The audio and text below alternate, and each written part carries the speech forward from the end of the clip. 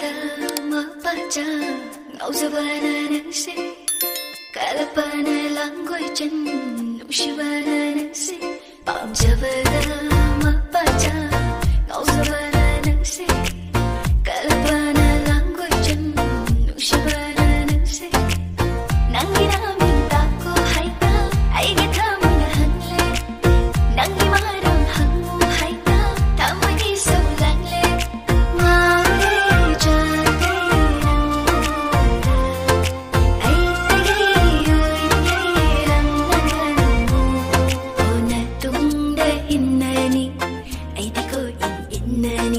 Phang đã và gây à rồi nàng sẽ ghi ôi đôi mi hạn nét